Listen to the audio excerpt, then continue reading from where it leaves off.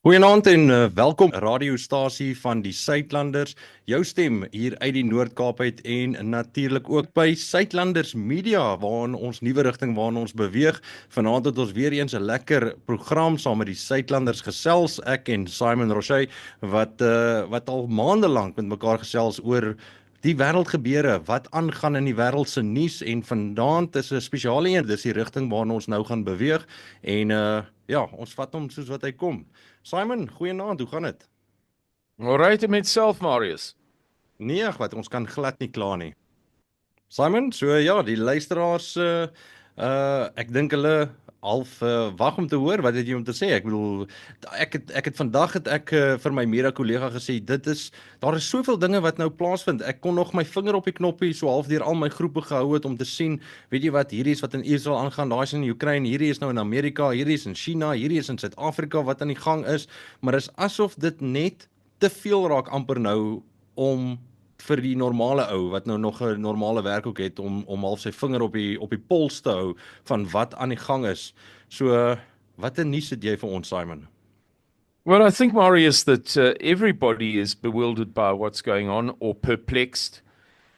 There is so much that's happening and some of it seems completely counterintuitive. For example, we've had Donald Trump telling the world, basically, that he wants peace in Ukraine, and he has supposedly stopped immediately, as of a few days ago, the supply of all aid to Ukraine, financial, war material, etc., etc. And then you have the Europeans urgently convening a summit to talk about how they're going to continue to support Ukraine.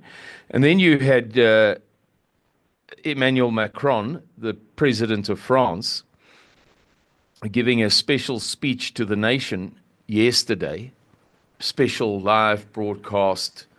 The president's coming on the TV, got to, listen to what he has to say, like Cyril Ramaphosa at the beginning of the COVID pandemic. And he proceeded to tell the French people that they have to prepare for war and that there's going to be a special budget and a special fund and what have you. And then he proceeded to introduce the subject in this 20-minute speech of nuclear weapons. And I think that we can all agree that if we've learned one thing over the past, call it roughly 7 or 8 years, from the time that the global elites began to impose massive new things upon us, that if they talk about it, it's going to become a reality. Yeah. It was phenomenal, and it's all over Twitter. People are talking about it all over the show. He didn't have to say, and by the way, the nation is going to be just fine as we go to war with Russia because we've got a nuclear system since 1964 and it's completely sovereign. It's owned only by us. Nobody tells us what to do when it comes to nuclear missiles. And everything's going to be great. Why? Why did you mention it? Yeah. It's like being in some kind of a marital counseling thing, and just as matters are being resolved, so one party feels the need to bring up a subject that it's only going to make the thing 100 times worse. Just at that point in time where it appeared as if the Europeans were going to move on with this war thing, absolute madness as much as that may be. Lo and behold, out of the blue, the French president feels the need to talk about how nuclear is going to keep everything all right. We'll be fine. Yeah.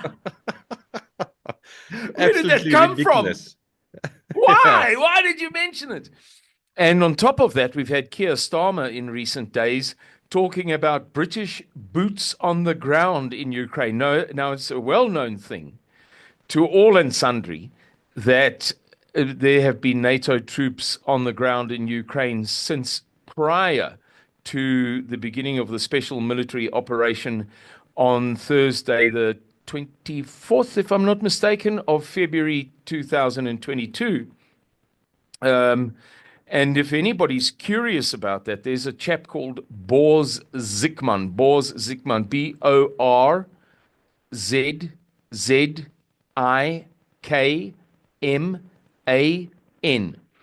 who produces lots of short videos, not like TikTok shorts or YouTube shorts, proper, but Yeah. brief. And he produces a couple of a day, who has been revealing this information since 2 years ago. And he has revealed the presence of NATO troops left, right, and center in this thing. Yeah. But what Keir Starmer is talking about is obviously now a brazen, couldn't care less, shameless dumping of whatever number, 10,000 British troops, and presumably he's not alone in his thinking. Presumably the Germans, Poles, Dutch, Spanish, French, Italians, Austrians, and others are intending to do the same. So that's really, really big. It's huge news. And I think that it bodes very badly for the balance of this year if they do plant.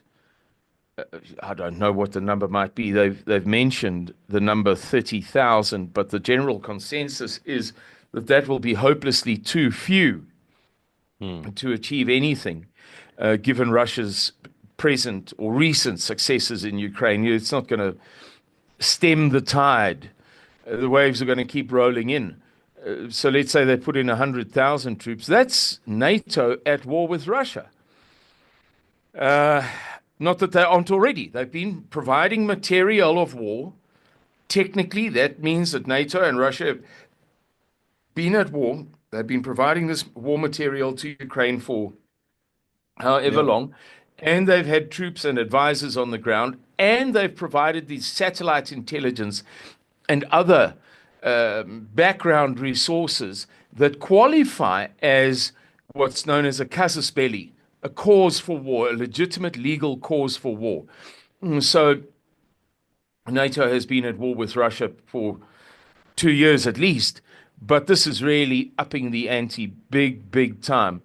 Yeah. We're going to see huge drama, and it's so absolutely counterintuitive, Marius. Given the circumstances, even if you were a rabid Ukraine supporter, you as Marius, you were absolutely Ukraine all the way, married to a Ukrainian girl, got a business in Ukraine, whatever, you wouldn't antagonize Russia at this point in time. Yeah. Ukraine is totally on the back foot. Russia's willing to discuss peace. The Americans are withdrawing. And lo and behold, you and your buddies, European leaders, are saying, "Oh, let's go." It's just completely counterintuitive. Yeah. So that's the big news of the past few days. Of course, we also had Donald Trump's pantomime, and that was really beautiful. It was one of the finest pieces of theater that you'll ever see in your life, as an act, as a pantomime. It was absolutely terrific. His address to the two houses of the Congress of the USA, for those people who don't know or who have forgotten, the United States of America has a two-tier house system. The one is the House of Representatives. That's the lower house. 435 people elected from the various states. There are 50 states. Some are bigger, some are smaller. Some have bigger populations, some have smaller populations, some have more dense populations, some have less dense populations. And I mention all 6 of those criteria, or 3 criteria and counter criteria, because they are all taken into account, or were many years ago when they divvied up how the House would work.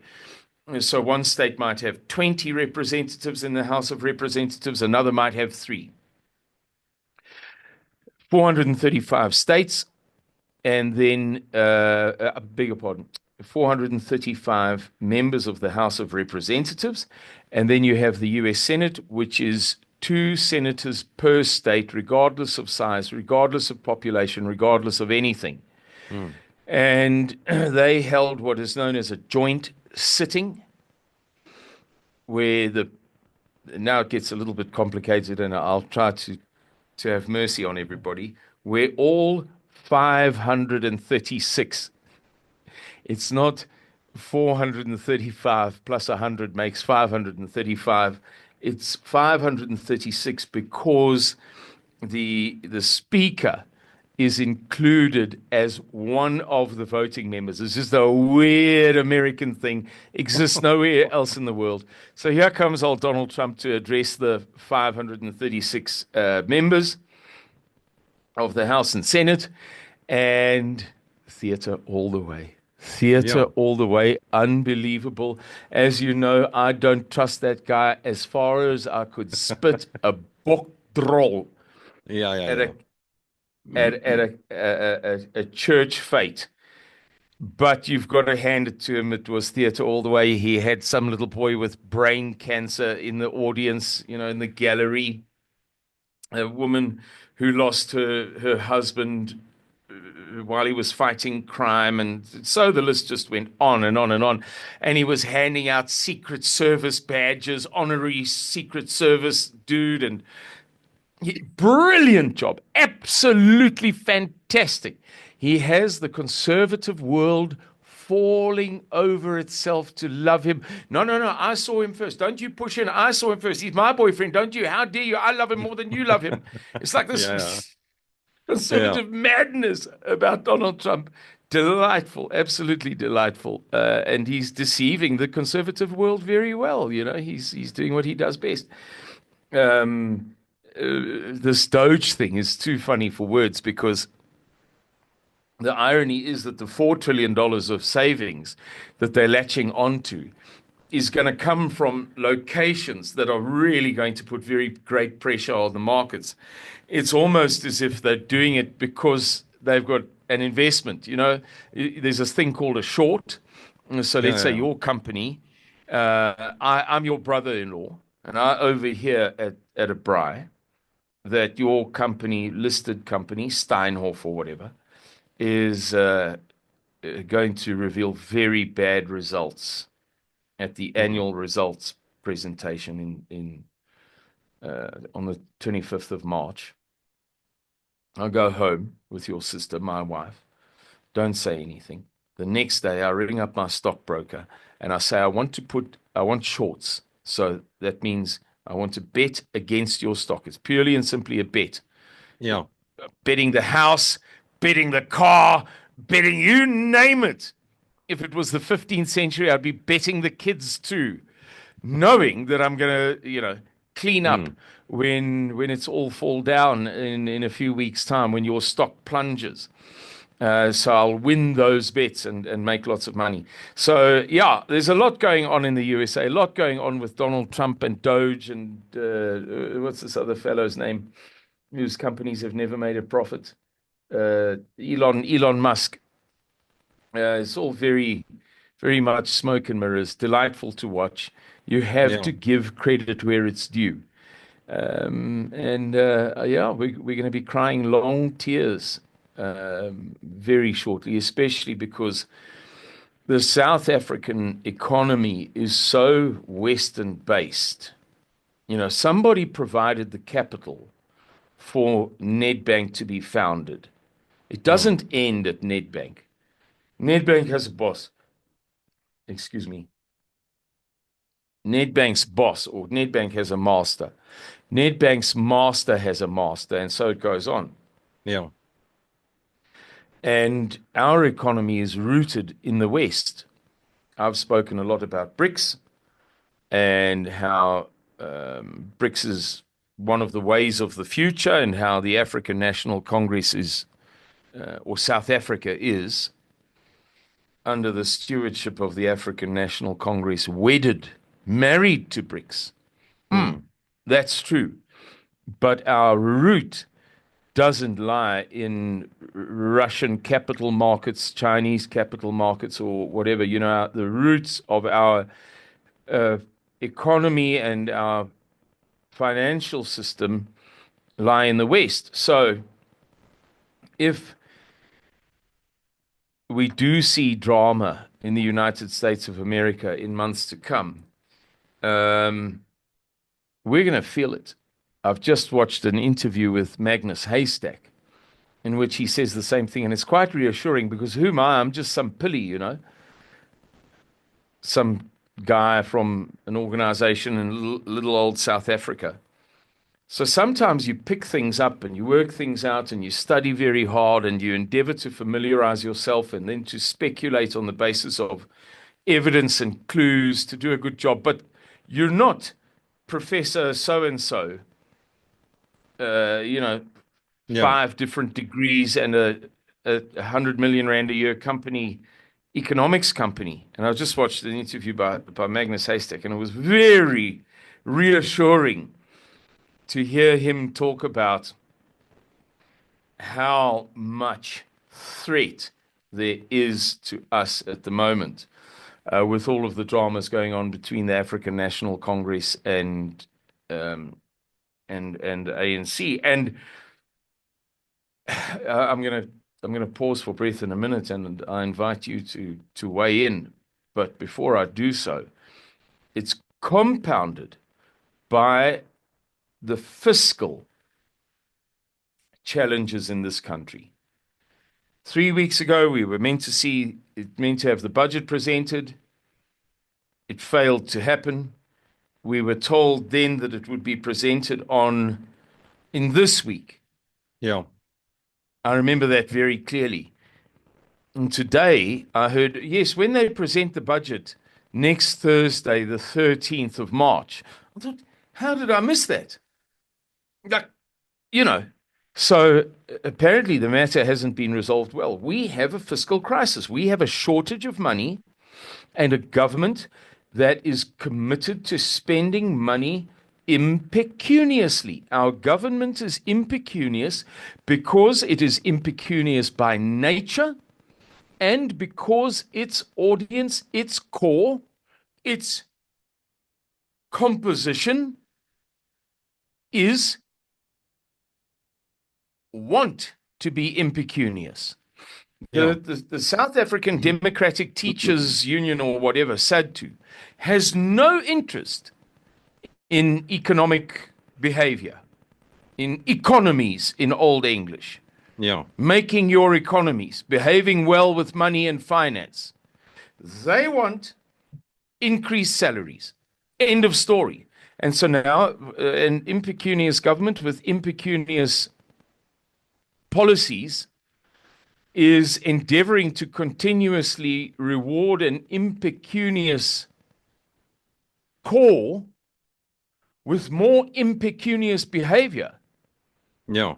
But it's now crossed the line. And so it was that the budget wasn't presented 2 weeks ago, and it wasn't presented again today, and hopefully it'll be presented next year. So I had a teacher at school who used to have this expression, and I can't really repeat it on this radio station.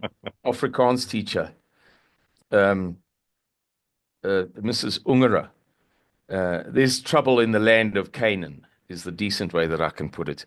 So yeah, there's trouble in the land of Canaan, the promised land, baby, the new South Africa rainbow nation. Ja. 30 years in, we can't pay the bills. They're jacking up the taxes. People are running away as fast as possible. And they're picking a fight with the United States of America, which is going to leave us with a bloodied nose that we'll remember decades from now. Marius, that's my spiel for today. Ja, as ek met my vriende praat en hulle volg dan nie die nuus soos wat ek probeer doen en so voorts nie, dan is dit maar altyd ek vat dit terug na die diereryk toe en ek sê luister, ons word gegovern deur sprinkane. dit is, en jy kan nie 'n sprinkaan leer om iewes skielik nie alles op te vreet wat voor hom kom nie. Jy kan nie 'n sprinkaan leer soos 'n muur om vir jou te berg vir die winter nie. Dit is net wat hy doen. Dis hoe 'n sprinkaan is. Dit is sy natuur, dit is wat hy gaan doen. As hy by 'n koringveld aankom, dan gaan hy dit verslind en hy gaan aanhou eet totdat daar niks meer is om oor te eet nie. Dit is maar nou net eenvoudig soos dit is. En dan net ook nou met hierdie my vriendekringe, my dinge waarmee ek gesels, hulle het nogal baie amusant gevind hierdie laat Trump vir Zelensky so op sy plek gesit het. Toe sê ek, maar julle sien nie klein goedjies raak man. Dis nou 'n punt wat almal nou oor YouTube en oor TikTok en videoetjies gemaak het oor, wow, Trump het hom nou vir Zelensky op sy plek gesit. Daar was nog nie 'n Amerikaanse president wat dit voorheen gedoen het voor die kameras nie, en dit is so fantasties en alles.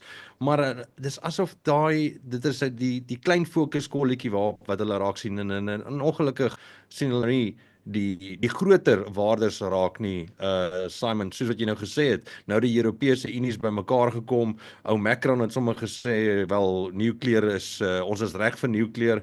En ja, daai is maar my 2 sent, soos ek nou amper sê, van die denkwyse van die man op die grond af, die leek wat nie, soos ek sê, elke week en elke dag na al die nuus kyk wat daar is nie.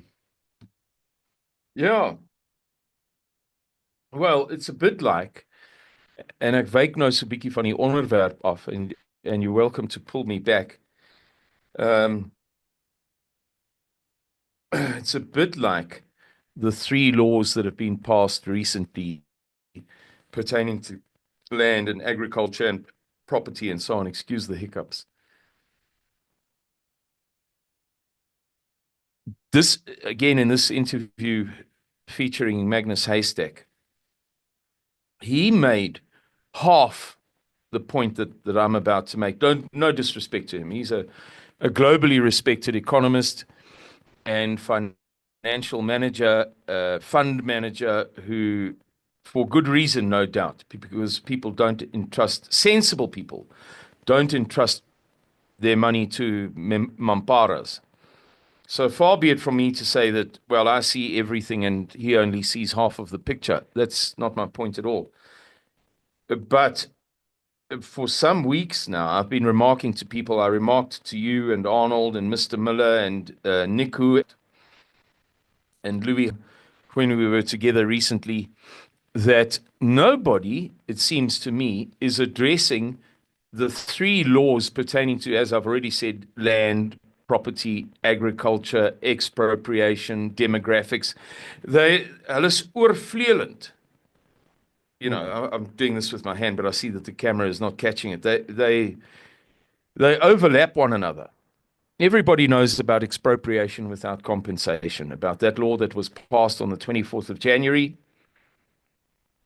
That was not passed, I beg your pardon, signed into law by the president. It had long been passed.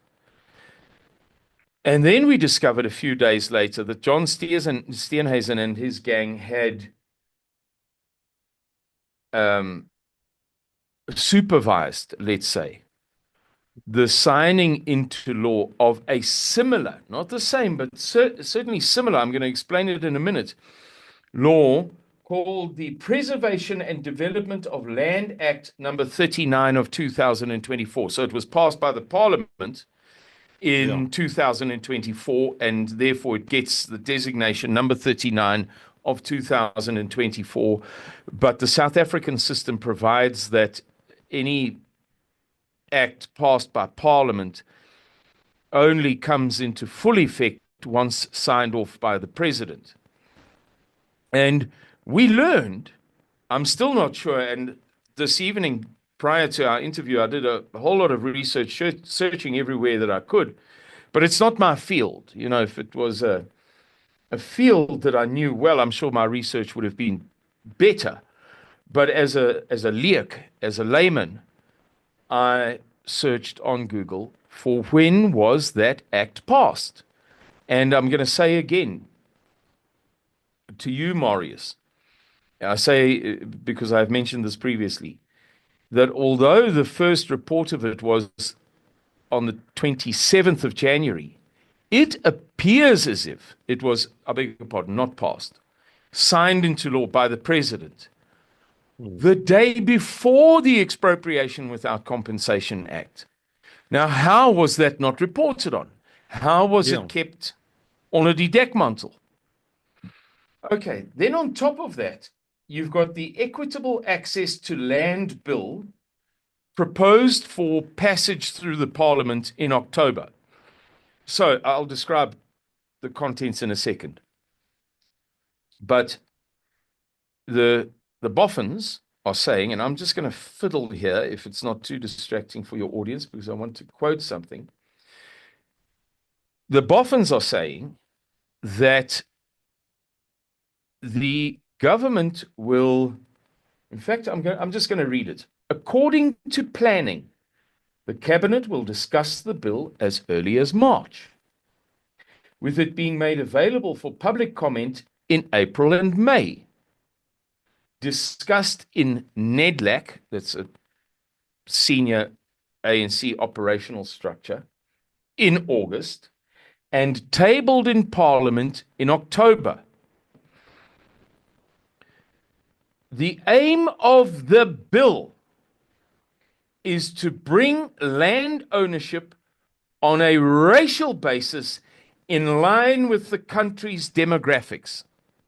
So you now have three very overlapping, interrelated things, acts of laws. You have the government possessing the right to expropriate any and all property. But of course, land is really the key here. There are some downstream cascade effects, domino effects, implications. We all get that. I mentioned that 7 years ago at the expropriation without compensation hearings. And I was the only person in all of those hearings to say, in my little 3-minute thing, everybody's missing the point. Once you take a farm, you're going to have to take the stock. Otherwise, what are you going to farm? Or the seed? And you're going to have to take the implements. Otherwise, with what are you going to farm? Now, the implements include all of the bakkies driven by the family. Excuse me. As long as they're registered as farm property, they must come with the farm. So I just say that before somebody says in the YouTube comments, yeah, but thank you, Professor. So you have expropriation without compensation, which is, I'm trying to think of the right word, which is delegated to local authorities, about 400, over 400, not about 400 as in 385, over 400 local authorities of various descriptions, including your local alcoholic mayor, are the people to whom this authority to expropriate property is devolved. Okay, let's leave that one side. Hopefully we're all on the same page and we won't get any clever dicks making very foolish, passing very foolish comments in the comments. So you've got that, expropriation without compensation. Then you have a law whereby John Steenhuisen and his buddies in the African National Congress, that secretive gang that is actually the UNA party of South Africa, as it is in every country in the world now, are saying we shall dictate what agricultural land may be used to what end. So again, Preservation and Development of Land Act number 39 of 2024. That act arrogates, is the fancy schmancy English word, arrogates to the government the right to dictate whether you've got beeste, of jy saai, of jy lucerne plant, of jy 'n skape boer, and then further, and why not, it stands to reason. O, jy boer met skape, maar jy het dorpers. En eintlik wil ons graag hê jy moet met merinos boer.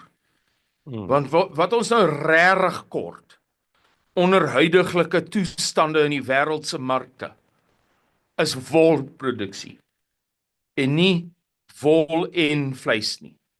Ja.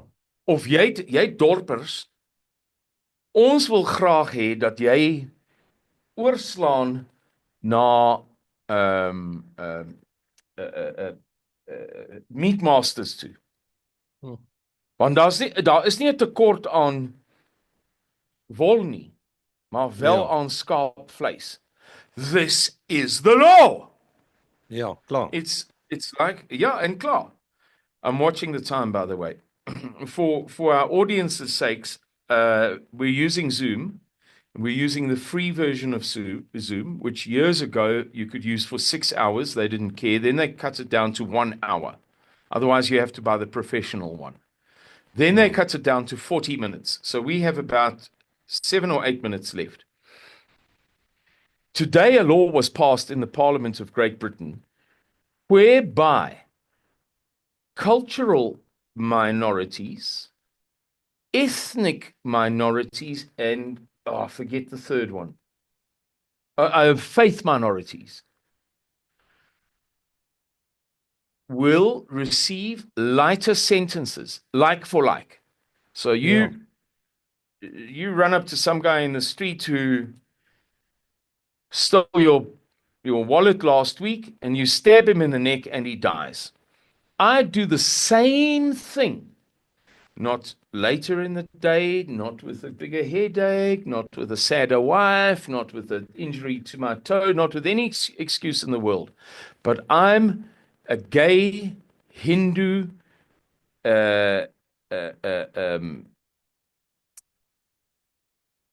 trade union cripple truck driver, single mother of 9 children, 8 of whom have AIDS. Yeah. That must be taken into account. All of my sob stories. They passed that law in the United Kingdom of Great Britain today. If you're a Muslim, you get a different sentence to a Christian. If you're a gay, you get a different sentence. If you're a cripple, you get a different sentence. Yeah. The world has gone mad. So to get back to my point, all of a sardine, the government has arrogated unto itself with nary a cry of dismay from the African Christian Democratic Party and from the Vryheidsfront plus, from the Democratic Alliance, the right to tell you when, how, where, who to use or who your property. That is now in law. Like this crazy British law. It's in law. It's not a maybe or a could be or a possibly. It's and I'm not sure nobody's getting it. Willem Petzer does such a great job. The Institute for Race Relations, Dr. Frans Cronje, all of these guys, and I'm not saying I'm doing a better job. Clearly I'm not. Clearly I'm not producing 1/20th the content that they are. So no complaints. All I'm saying is, and I'm going to extend the thought in a second. Yay, buddy, is this not very, very, very, very, very serious? And as I say, there's 3 overlapping laws, the third one being the Equitable Access to Land Bill proposed for October. I've given a description. The aim of the bill is to bring land ownership on a racial basis in line with the country's demographics. According to planning, the Cabinet will discuss the bill as early as March, with it being made available for public comment in April and May, discussed in NEDLAC in August, and tabled in Parliament in October. Hey, guys, if this is not this overlapping threat of these 3 similar or roughly interrelated bills, if this is not a threat to land owning, property owning Caucasians in South Africa, they're quite explicit about the race-based thing. absolutely explicit, in which in which, I beg your pardon, we are placed at the mercy of the gangsters that run our local municipalities, then I don't know. Then I give up, I pack my things, and I bugger off to Dubai to do something else for a living. If it's, I don't know, Marius, I don't know what to tell you, but it just seems to me that many people are missing a trick by overlooking the potential threat posed by those three bills. And politicians and governments and secret societies and dark fraternities and so on do not enact such laws without using them to their fullest degree and extent. It has been the case since Pa fell off the bus, and it will continue to be the case until doomsday. Anyway, that's my little rant for today, Marius. Thank you for your patience and putting up with my natuurlik, Simon. temperament. Ek dink dit is baie goed dat jy hierdie 3 wette gesê het en hoe hulle in mekaar invleg. Dit, soos jy sê, ons sien dit nie op sosiale media nie. Ons sien nie dat die mense geraas maak nie. Ja, hierdie Amerikaanse ding het nou, dit is lekker geraas gemaak orals op sosiale media, en die mense het na die parlement toe opgeruk en gesê die land expropriation en hoe onregverdig Suid-Afrika is, maar hoekom volg hulle nie nou ook op met die ander twee nie? Ek wil die boergemeenskap is, ons almal weet, as jy met merinos boer en daar word ewes vir jou gesê jy moet met meatmasters boer, dit verander jou hele boerdery totaal en al, en ek bedoel dis net in 2 skaaprasse waarvan ons praat.